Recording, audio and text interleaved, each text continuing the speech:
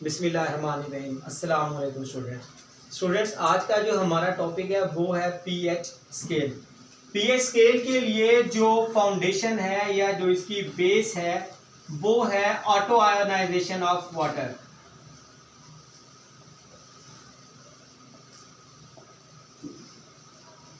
ठीक है जी, पानी का अपने अंदर ही आयोनाइज हो जाना ऑटो आयोनाइजेशन कहलाता है। अब वाटर जो है ये वीक इलेक्ट्रोलाइट है।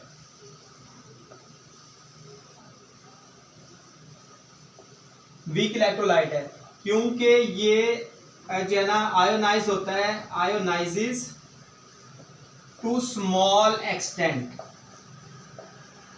बहुत कम ये आयोनाइज होता है अपने अंदर। उस प्रोसेस को हम ऑटो आयोनाइजेशन या सेल्फ आयोनाइजेशन भी कहते हैं। ठीक है जी, ऑटो आयोनाइजेशन ऑफ वाटर या self ionization of water. For example हमारे पास ये वाटर है H2O, ये आयोनाइज हो गया H positive plus OH negative में। इनके दरमियान रिवर्सिबल रिएक्शन होता है। ठीक है जी, अब होगा क्या, अब हम इसका लिखेंगे expression for KC, equilibrium expression लिख दें तो ऊपर आ जाएगा concentration of hydrogen ion, concentration of hydroxyl ion over concentration of water. ठीक है जी, अब आपने क्या करना है कि Kc को मल्टीप्लाई कर देना है वाटर के साथ, तो ये आ जाएगा concentration of hydrogen ion into concentration of hydroxyl ion. Kc into water is equal to concentration of hydrogen into hydroxyl ion.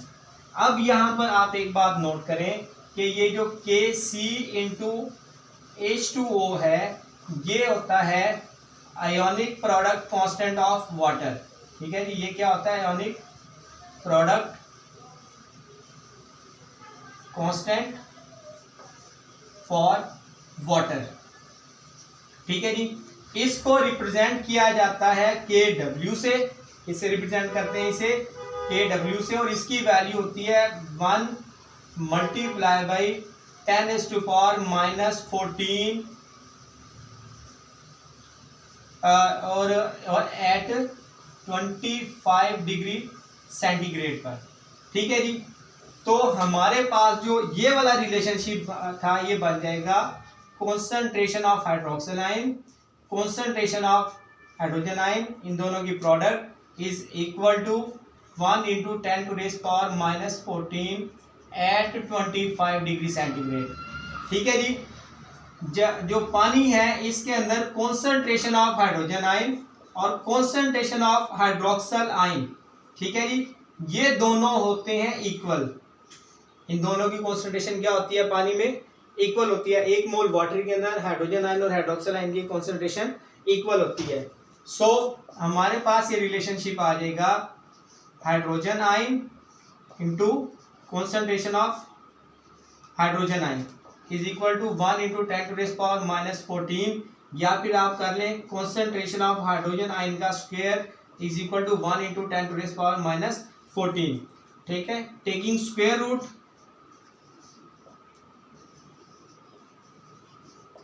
तो ये आ जाएगा concentration of hydrogen ion is equal to 10⁻⁻7, 10⁻⁻7 आ जाएगा। ठीक है, as concentration of hydrogen ion is very small. ठीक है ना, ये क्या है, बहुत कम आई है। कितनी आई है, 10⁻⁻7, बहुत कम है। अब हम क्या करते हैं, टेकिंग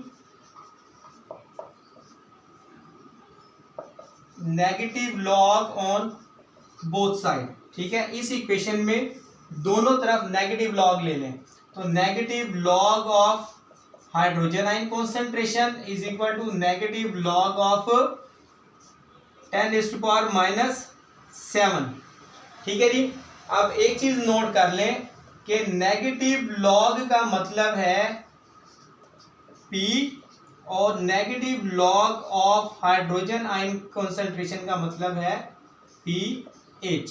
ठीक है, तो ये हो गया pH is equal to minus into -7 log 10 और log 10 आपको पता है वो 1 के बराबर होता है, तो pH इज इक्वल टू 7।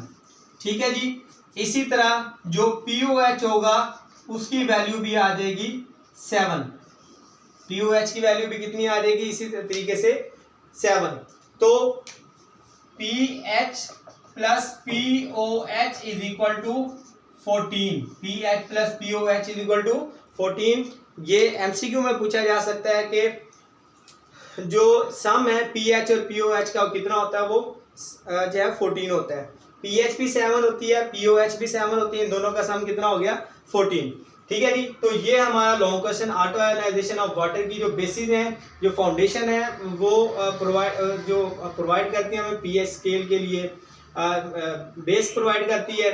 ठीक है जी। वाटर की आयोनाइजेशन हमने की, उसके बाद उसका एक्सप्रेशन फॉर केसी लिखा क्योंकि ये रिवर्सिबल रिएक्शन था, और उसके बाद हमने ionic product of water KW निकाला जिसकी वैल्यू 10⁻⁴ थी। ठीक है जी। उसके बाद नेक्स्ट इसको हाइड्रोजन और हाइड्रोक्सिल आयन की कॉन्सेंट्रेशन को इक्वल करके हमें एक्सप्रेशन मिल गया हाइड्रोजन आयन कॉन्सेंट्रेशन का स्क्वायर इज इक्वल टू 10⁻⁴। अब दोनों तरफ स्क्वायर रूट ले लें तो -7 आ जाएगा, 10⁻⁷ हाइड्रोजन आयन की कॉन्सेंट्रेशन जो कि बहुत स्मॉल है, तो हम उसको बड़े नंबर में तब्दील करने के लिए हम दोनों तरफ नेगेटिव लॉग ले लेते हैं, और नेगेटिव लॉग को हम P रखते हैं, और negative log of hydrogen ion is equal to pH। ठीक हो गया। pH is equal to 7, POH is equal to 7, और इन दोनों का सम आ जाएगा 14। तो स्टूडेंट्स इसके बाद पेज नंबर 33 पर, यहाँ 34 पर कुछ बातें बताई हैं कि उन्होंने कहा कि pH की वैल्यू हमें नेचर ऑफ सॉल्यूशन के बारे में क्या बताती है। ठीक है जी। जो pH की जो वैल्यू है नेचर ऑफ सॉल्यूशन के बारे में हमें क्या इंफॉर्मेशन देती है। तो स्टूडेंट्स याद रखिएगा, कंक्लूजन यहाँ पर लिखा हुआ है।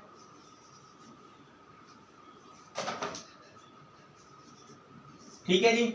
इससे हमें नेचर ऑफ कंपाउंड पता चल जाएगा, नेचर ऑफ सॉल्यूशन पता चल जाएगा। अगर pH की वैल्यू ग्रेटर देन 7 है तो ये बेसिक नेचर का होगा। ठीक है जी। किस नेचर का होगा, बेसिक नेचर का या बेस होगी।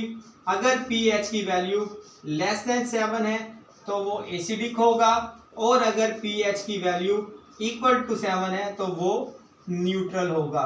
ठीक है जी। इसी पेज के ऊपर पेज नंबर 33 पर यूजेज ऑफ pH लिखे हुए ये शॉर्ट क्वेश्चन में आ सकते हैं, इनको भी आप बेहतर अंदाज में याद कर लीजिएगा। तो स्टूडेंट्स ये लॉन्ग क्वेश्चन बड़ी मेरी ख्वाहिश होती है हर दफा आ जाए, पर ये